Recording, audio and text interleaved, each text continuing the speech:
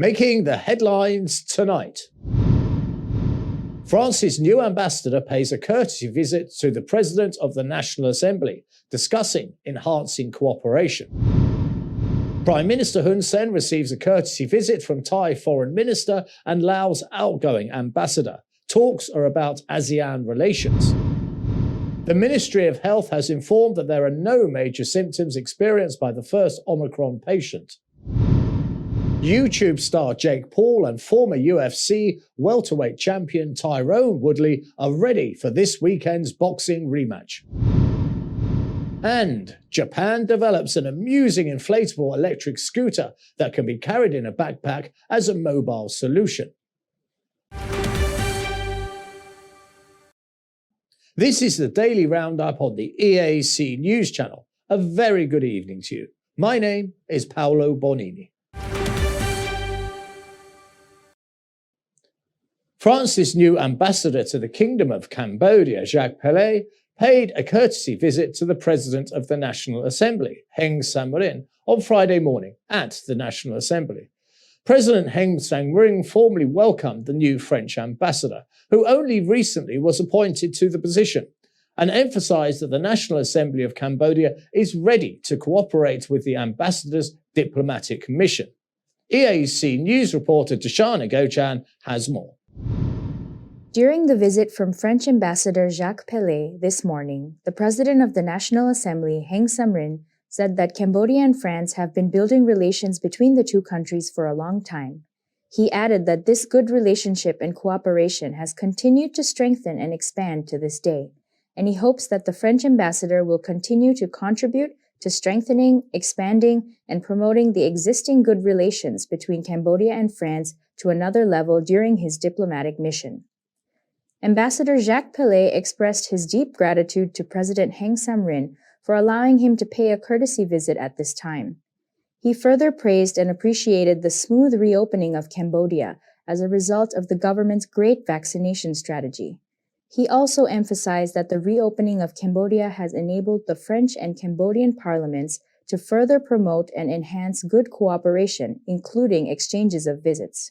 The ambassador expressed his happiness and congratulations to Cambodia in regard to the use of the French language in the country, as well as in the National Assembly of Cambodia. He added that in the future, the Secretary General of the International Organization of Francophonie will visit Cambodia, which will act as an important opportunity to strengthen cooperation between the two countries' parliaments. Finally, the ambassador affirmed to President Heng Samrin that France will continue to cooperate and provide development assistance to Cambodia. Darshana Gochan, EAC News. Prime Minister Hun Sen has received 2 courtesy visits from foreign diplomats on Friday. First was the Foreign Minister of Thailand, Pramud Wina, followed by the outgoing Lao ambassador, Kindavong. They have discussed the upcoming ASEAN chairmanship of Cambodia, as well as the continued cooperation between the nations. EAC News reporter Ria Soka has the story. The Minister of Foreign Affairs of Thailand, Don Pramud Winai, has arrived in the Kingdom of Cambodia on Thursday. He paid a courtesy visit to Prime Minister Hun Sen at the Peace Palace on Friday morning. Prime Minister's assistant, Ing Supalit, says the Foreign Minister conveyed greetings and congratulations from Thai Prime Minister General Prayut Chan-o-cha to Prime Minister Hun Sen, who will assume the role of ASEAN chair in 2022. Foreign Minister Don Pramud Winai has also lauded Cambodia's success on COVID-19 control and vaccination policy, as well as the rapid development of Cambodia. In response, Prime Minister Hun Sen has thanked his Thai counterpart for the greetings and congratulations and informed his guest of the key goals of Cambodia as the ASEAN chair next year, such as the fight against the COVID-19 pandemic, to resume social and economic activities, promote people-to-people connectivity, and strengthen the friendship, solidarity, and cooperation between the ASEAN member countries. The Prime Minister has also laid stress on Cambodia's stance on the South China Sea issue, pushing for strict implementation of the declaration and the conduct of parties in the South China Sea, boosting negotiations between concerned parties, and strive to conclude a code of conduct in the South China Sea. Apart from visiting Prime Minister, the Thai Foreign Minister co-chairs with his Cambodian counterpart, Prak Sokhonn, at the 11th meeting of the Joint Commission for Bilateral Cooperation between Cambodia and Thailand until Saturday. Prime Minister Hun Sen has also received a courtesy visit from the outgoing Lao ambassador, Ampai Kindavong, after 3 years of diplomatic mission in the kingdom. The Prime Minister says that the mission has contributed significantly to the strengthening and expansion of the friendship and cooperation between Laos and Cambodia. Prime Minister Hun Sen also wished Lao Ambassador Ampai Kindavong more success in his next mission. For his part, the outgoing Lao diplomat profoundly thanked Prime Minister Hun Sen and other Cambodian leaders as well as the Cambodian people for their support and cooperation for the success of his diplomatic mission in the kingdom. The ambassador has also congratulated Cambodia for the rapid development and for the success in hosting the 13th ASEM Summit and wished the kingdom more success in holding the ASEAN chairmanship in 2022. In addition, he expressed his gratitude to the Cambodian government and people for their humanitarian assistance in cash, vaccines, medical materials, and others, contributing to combating the COVID-19 pandemic in Laos. Rhea Soko, EAC News.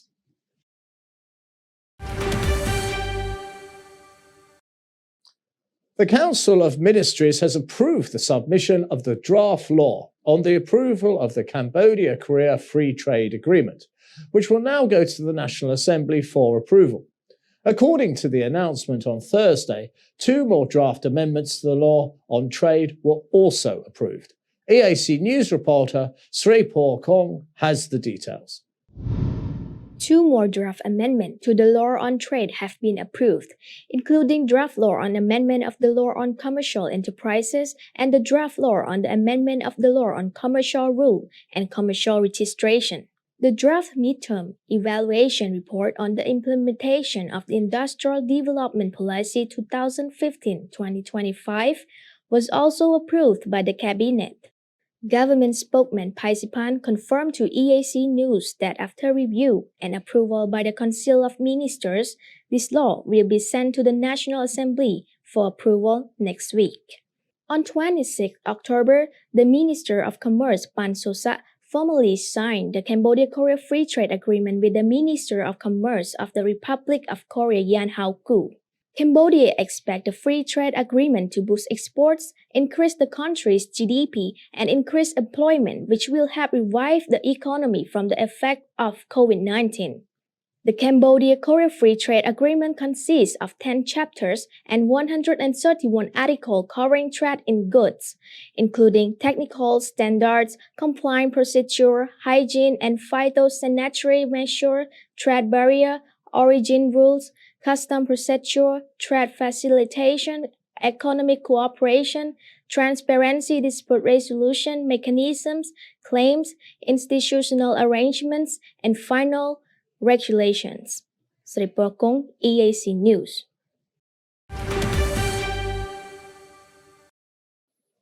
Three days after the discovery, the first Omicron patient in Cambodia still has not shown any major symptoms. This was revealed by the Secretary of State and spokesperson for the Minister of Health, Aw Van Dien, on Thursday. She says that the Ministry of Health is closely monitoring the pregnant patient who travelled from Ghana and is currently undergoing treatment.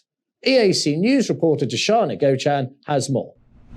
Ministry of Health spokesperson Aw Van Dien has revealed positive news that the Cambodian woman who arrived in the country from Ghana and was detected with the Omicron variant of COVID-19 is still very well. She is reported to not have any major symptoms despite carrying the new variant. The 23-year-old Cambodian woman arrived in the country last Sunday. Coming from Ghana, she transited in Dubai and Thailand prior to arriving in Cambodia.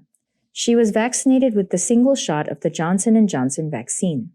On Wednesday, Prime Minister Hun Sen told the public not to fear the Omicron variant, even after its discovery in Cambodia.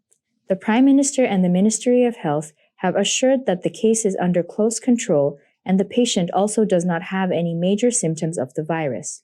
Aw Van Dien has also echoed the message of the Prime Minister, saying that there is nothing to fear but to continue to stay vigilant and implement the preventive measures of the 3 do's and 3 don'ts, and to get vaccinated and also make sure to get the booster shot. She says everyone must act together to prevent the spread of COVID-19, especially the new variants, in order to sustain the return to a new normal life for the long run in the context of fighting COVID-19. Darshana Gauchan, EAC News.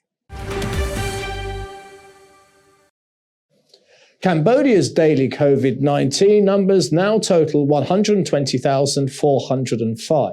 On Friday, 8 new cases have been recorded.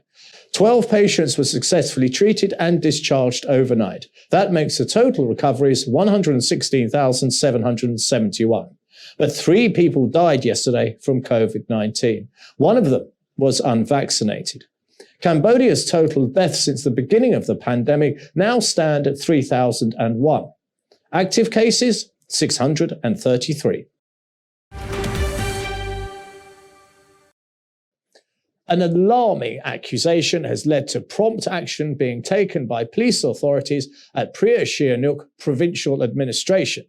They have moved to close down Ting Sing Casino in Sihanoukville for allegedly confining and torturing people. The staff are currently questioning people as well as management linked to the establishment. EAC News reporter Darshana Gauchan has the story.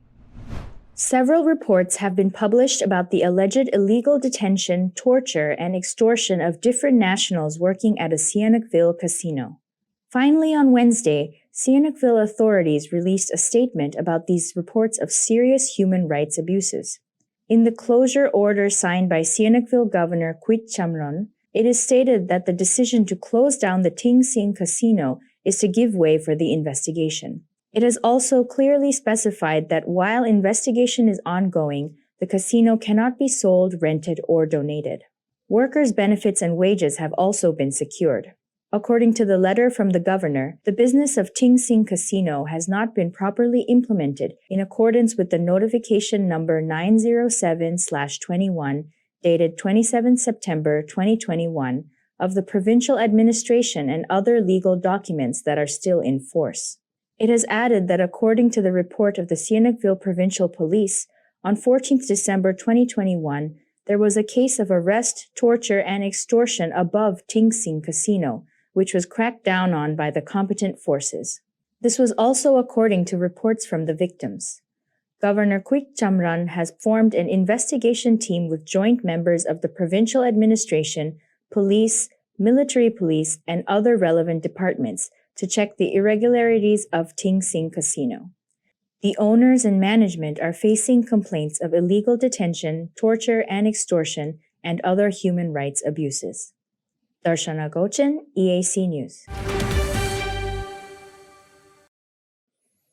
At this time of year, it is Prahok season for the Khmer people. The Fisheries Administration under the Ministry of Agriculture, Forestries and Fisheries has announced that it's Cambodia's best time of year for fishing, with large amounts of fish to be caught.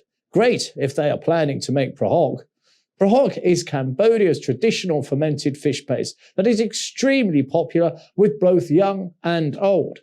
EAC News reporter Ria Soko has visited Rusegao district checking how the fish yield is this season.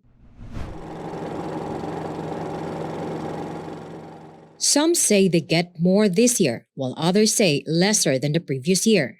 Nevertheless, Cambodians are all grateful for this season, getting more fish that they can make into Prahok. The Fisheries Administration under the Ministry of Agriculture, Forestry, and Fisheries reminded the public last Sunday that it's now the best time of the year for fishing with its highest yields to make Prahok. It has said there should be abundant fish in the Tunli Sap River running through Phnom Penh and Kandal Province from Sunday until Friday, 12 to 16 December, as long as the skies remain clear and no early rainstorms approach. EAC News team has surveyed the Tonle Sap River in Rosythao district to see how is the residents' fish catch this season.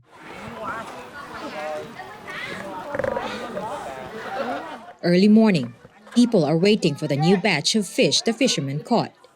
Residents helping each other. This is their living. It is their way to earn money for their family. Making Prahok is their means of survival. However, with the effect of climate change, plus the COVID-19 situation, people experience daily struggle. This year, fish is less than last year. Fish also more expensive because last year there's more fishermen here to help. But this year there are less farmers than last year. This year only have fishermen and fish stocker, don't have the farmers.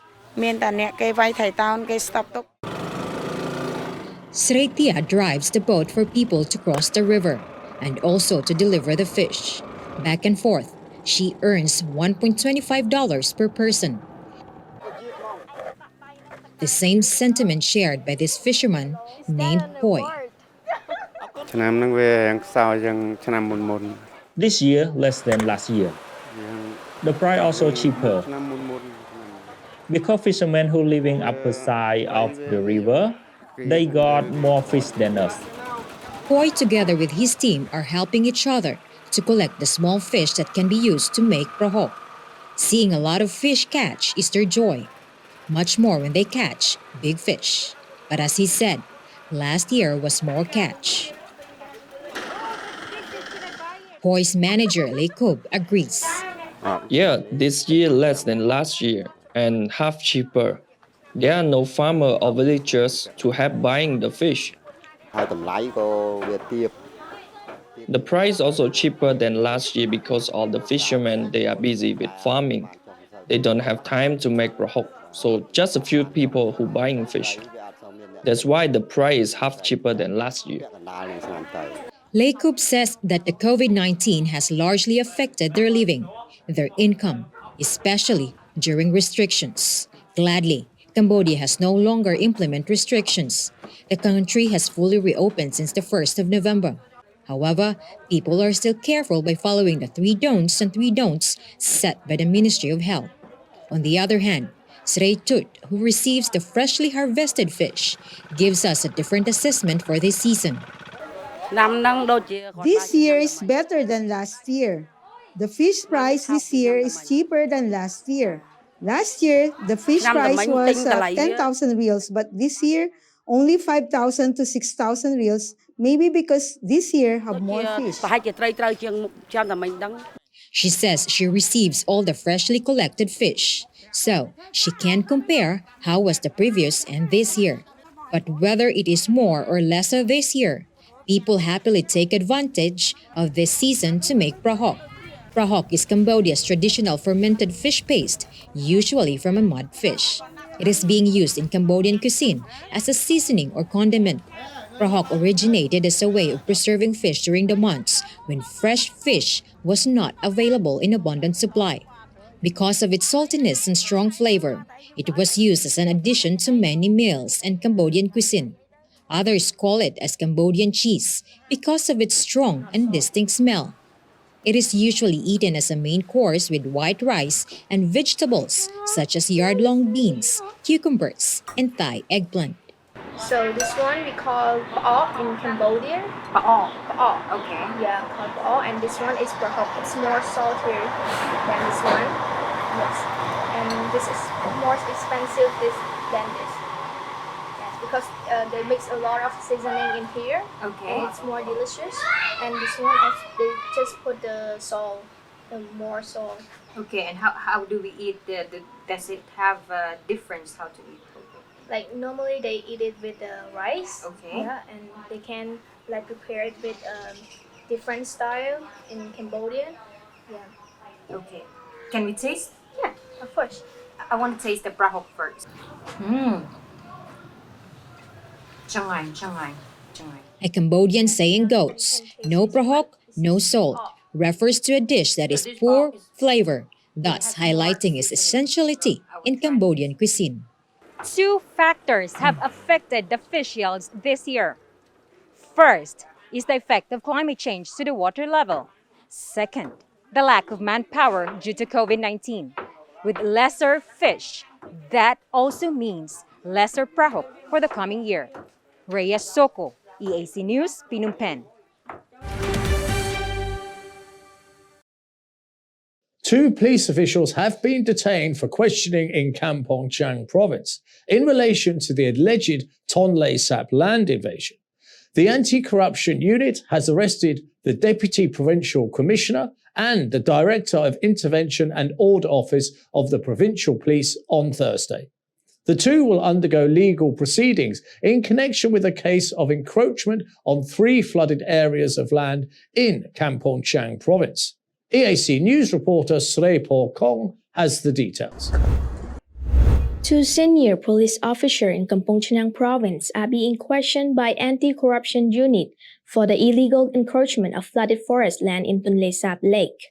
The anti-corruption unit has arrested Deputy Provincial Commissioner Su Suchit and Director of the Intervention and Order Office of the Provincial Police Kao Narun. They will undergo legal proceeding after being summoned for question on Thursday morning. The pair were summoned to the ACU headquarters in Phnom Penh to answer serious allegations as to the illegally harvesting of wood from the protected area. Tonle Sap Lake's surrounding forest has been looted for its rich natural resources in recent years with devastating consequences. According to a report from Kampong Chang province, Su Suchit invaded 672 hectares of Tonle Sap flooded forest, and Kao Narun invaded 32 hectares of Tonle Sap flooded forest. Both of them were among the 13 people in the Kampong Chang provincial administration found to have encroached on the Tonle Sap Lake. Only last month, Prime Minister Hun Sen instructed Land Management Minister Chesopara, National Military Police Chief General Sao Soka, and Provincial Governor to suppress flooded forest land encroachments surrounding Tonle Sap Lake to ensure the land is properly protected. Srey Paul Kong, EAC News. Myanmar is on the verge of a new civil war. A spokesperson for the country's parallel government has warned, as communities increasingly take up arms to protect themselves from a relentless campaign of military violence. Conflict has raged for decades in Myanmar's borderlands, where myriad ethnic groups are fighting with the military for greater autonomy. Since February's coup, however, dozens of new grassroots People's Defense Forces have emerged to oppose the junta, with battles occurring in areas of the country that were previously peaceful. The spokesperson for Myanmar's National Unity Government, Dr. Sasa, said, "People of Myanmar have been left with no other choice. They just have no other option." The constant threat of military raids, arrests, torture, and killings had pushed communities to take up arms. At a secret jungle camp in Myanmar's eastern Karen state, a fitness coach and other civilians are training with armed ethnic guerrillas to fight back against the country's military takeover. Huddled under makeshift tents in remote hills near the Thai border, these new recruits learn how to load rifles and set detonators for homemade bombs as they prepare to battle the army behind the February 1 coup. A footage shows young men and women who said they left jobs in the city to become guerrilla fighters, swapping branded t-shirts and colorful dresses for army fatigues. In my caves, there are over 100 Jews there. More people are come to us. In the village near our cave, there are so many Jews staying there because they are insecure about living in urban area, or they want to join the army training camp, or for any other reason. They flee to the jungle and shelter in nearby villages. There are so many youths related to PDF at those camps. They are taking military training in those remote areas. So I can say that there are so many PDF troops, youth and training course in the southern part where I currently am also. Getting food is especially difficult to get because some camps are very tough to get to. Some camps take 2 days of trekking where vehicle cannot drive. Everyone came here with their resentment and revolutionary spirit, so that is why they came only focused on fighting for revolution. Anti-coup defense forces face an infamously brutal military that has estimated 400,000 armed personnel, making it the second largest in Southeast Asia after Vietnam.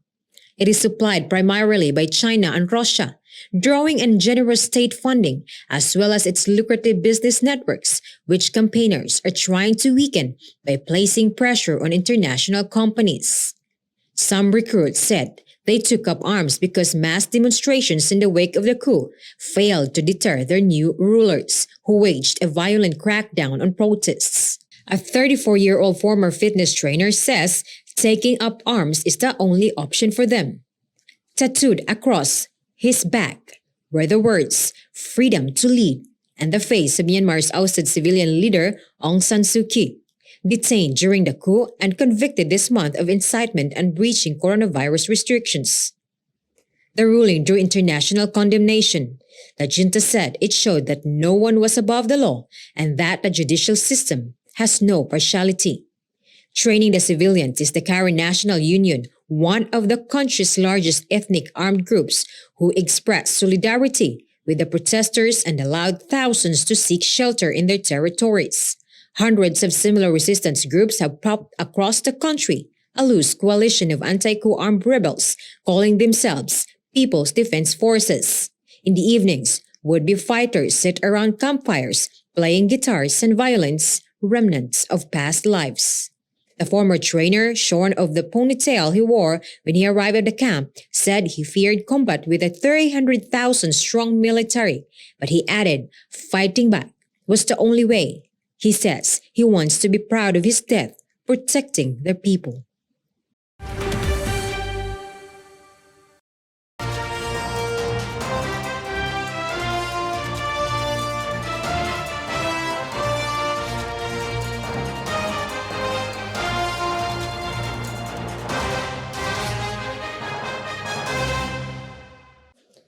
Now for a look at the news making international headlines this Friday, 17th of December. More than 300,000 people fled their homes in beachfront resorts as Typhoon Rai pummeled the southern and central regions of the country, knocking out communications in some areas and tearing roofs off buildings. Rai was a super typhoon, the strongest typhoon to hit the Philippines this year, when it slammed into Siargao Island on Thursday, packing maximum sustained winds of 195 kilometers an hour by Friday. Wind speeds had eased to 155 kilometers an hour. All buildings sustained heavy damage, including the Provincial Disaster Office. It looks like it's been hit by a bomb. The main roads leading into the coastal city had been cut off by landslides, uprooted trees, and toppled power poles. The National Disaster Agency has confirmed one person had been killed and two others injured in the storm, which was heading towards the popular tourist destination of Palawan Island. More than 300,000 people had sought emergency shelter as the typhoon has charged across the Pacific Ocean and smashed into the country. The wind was very strong. Everything sustained damage. Roofs blown off, access roads blocked by landslides. The devastation is hard to explain. A lot of fallen trees in the central city of Cebu because of fallen trees. In Lapu-Lapu City, roadside buildings were flattened by the storm, while sheets of corrugated iron roofing and branches littered streets. A building and gym belonging to the Philippine Red Cross in the central province of Southern Leyte were badly damaged, with part of the roof torn off. Scientists have long warned that typhoons are becoming more powerful and strengthening more rapidly as the world becomes warmer because of human-driven climate change. A super typhoon is the equivalent of a Category 5 hurricane in the United States. The Earth tends to experience around 5 storms of that power a year.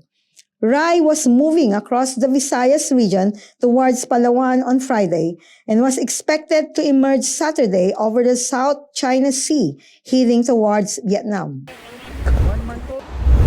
5 children have died and 4 others are injured after a horrific bouncy castle they were playing in was picked up by a gust of wind in Australia on Thursday. The accident happened at a school fun day on Thursday in Devonport, Tasmania. Hillcrest Primary School was holding its annual tradition to mark the end of the school year. The children were in 5th and 6th grade, meaning they were likely 10 or 11 years old. 2 girls and 2 boys were among the victims. A 5th child later died in the hospital. 4 more children remain in hospital in critical condition. Tasmanian Police Commissioner Darren Hines said a wind gust had reportedly caused the jumping castle and inflatable balls to lift into the air, adding that the children likely fell from about 10 meters in the air. The accident would rank among Australia's deadliest involving an amusement ride and brought on a wave of disbelief and mourning. Nebraska State Patrol has released dashcam footage on Wednesday showing a semi-truck losing control before being blown over by the wind on Interstate 80 near Lincoln. Troopers have responded to a number of high-profile vehicles tipping over during today's high winds and severe storms. This one happened right in front of a trooper on 180 in Lincoln at about 3:30 p.m. Nebraska's State Patrol has reported that thankfully the driver was wearing a seatbelt and was not injured. The United States on Wednesday registered the highest number of hurricane-force gusts on record in a single day, the National Weather Service said, days after one of the deadliest tornado outbreaks in U.S. history. 74 people died in Kentucky and 14 in nearby states after a tornado-riddled storm system swept through the region on Friday.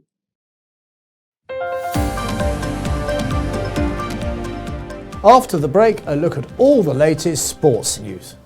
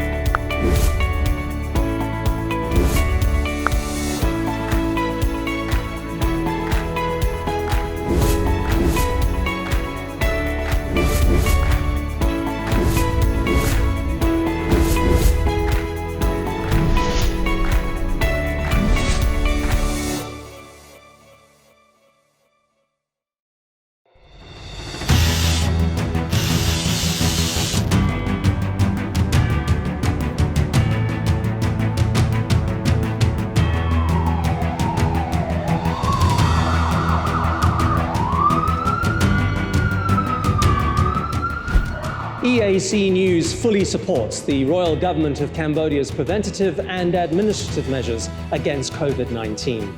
But we need you to play your part in helping bring the 20 February community transmission event to an end. Wash your hands regularly, sanitize wherever possible. Keep an eye on your body temperature. Use the Stop COVID QR code and maintain a safe social distance. But above all, please, please, please, wear a mask. Only together can we beat COVID-19.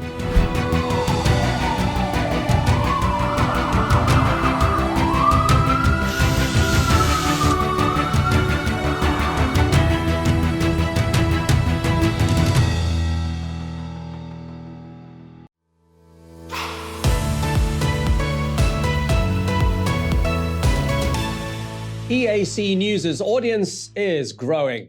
Our YouTube channel has over 150,000 verified subscribers. To mark the milestone, we've received the Silver Creator Award from YouTube.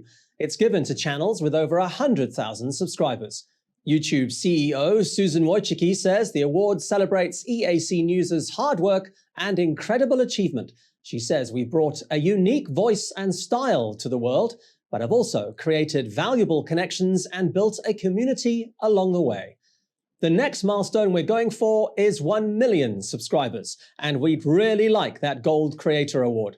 So if you're not already a subscriber, head to YouTube and search for EAC News.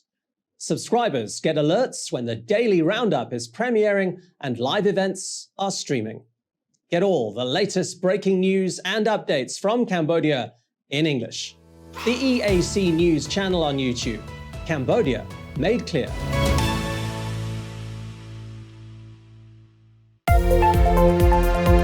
If it's happening and you need to know about it, you'll get it all right here.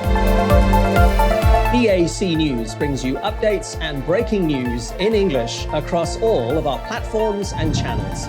The EAC News app, YouTube, Facebook, Telegram, Twitter, and our website www.eacnews.asia. Join me, Andrew Barnes-Roberts, and the rest of the EAC News team every day on your favorite channels. EAC News, Cambodia made clear.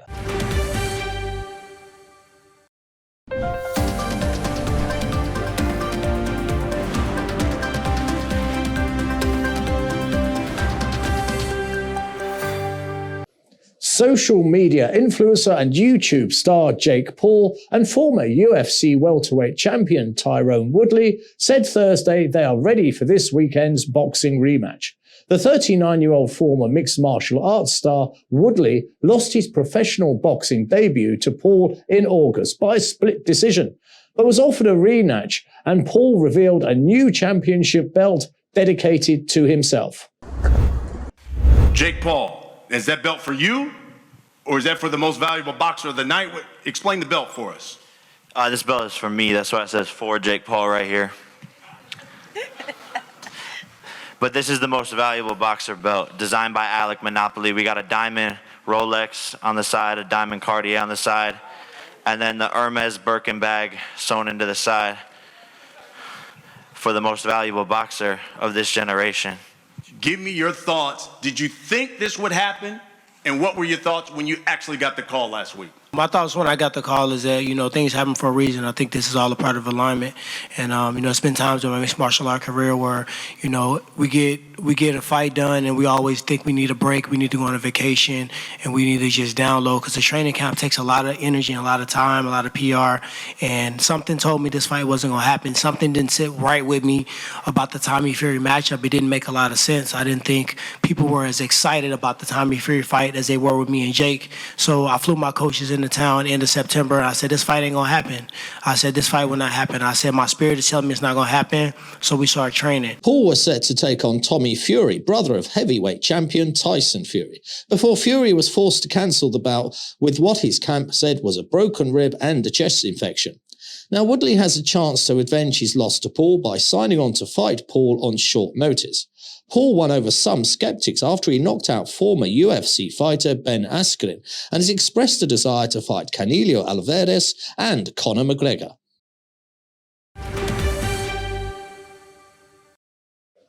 The route for next year's Volta de España was announced on Thursday, with the race set to start in the Dutch city of Utrecht on August the 19th.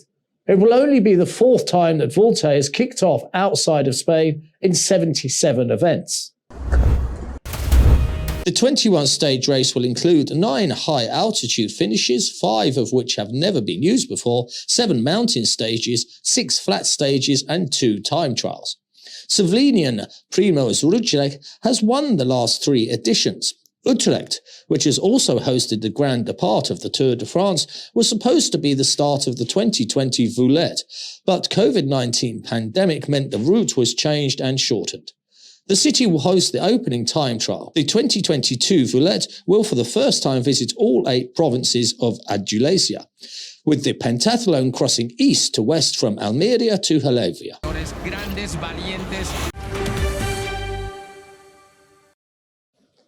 A French wingsuit daredevil flew past the pyramids of Giza closer than any wingsuit pilot before him. Fred Fugan and Vincent Cote, a former member of the French national paragliding team, flew past the pyramids at speeds of up to 250 kilometers an hour, at a minimum elevation of 90 meters. In the past, wingsuit flyers were only allowed to fly above the height of the pyramids and not next to them. The exception to whiz past the pyramids was given to Fugan because of his ability to elevate himself again in order to safely deploy a parachute after flying past the pyramids. The 42-year-old Fugan performed the breathtaking feat last month, shaving dust off the pyramids every time he went past them. Fugan has performed many incredible stunts in the past, including entering a plane in mid-air and flying above Mont Blanc.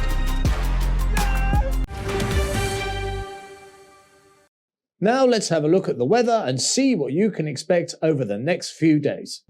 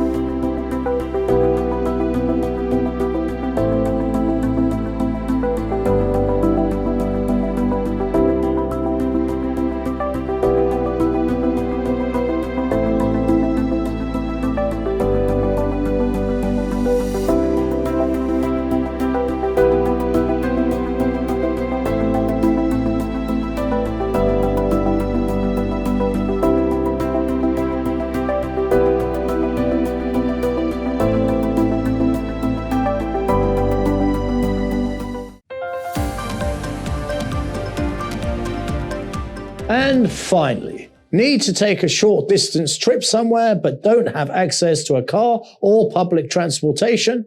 Japan's Pomyo may be your solution. POIMO stands for Portable Inflatable Mobility. It's an inflatable electric scooter developed by researchers from Tokyo University as a mobility solution. A Japanese researcher from the University of Tokyo, Hikori Sato, first thought about developing a mobility device that can bridge the last mile or 1.6 kilometers, or distance between a train station and a workplace where there's some distance but no public transportation. People would imagine balloons to be soft, but the one they develop is like a basketball. Even if people ride on it, it's steady as a rock and sturdy. And POIMO can be built into different shapes. They hope they can make it in the shape each person wants. For example, a shape that is suitable for a person's height, so that they can offer the most suitable mobility device for a person. Safety and operability of vehicles take time to be developed, according to the group. So to merchandise the scooter as a product, the researchers need to guarantee that it can be ridden safely. The scooter, which runs on an electric motor, can fit easily into a medium-sized backpack in its deflated form. Using an air pump, it takes about 2 minutes to inflate the device into a portable ride. With a single battery charge, the 10-kilogram scooter made from sturdy thermoplastic polyurethane can run up to 90 minutes at about 15 kilometers per hour, making it convenient for short-distance trips. The research team has also developed a software which allows users to customize the shape of the vehicle, such as a sofa or wheelchair.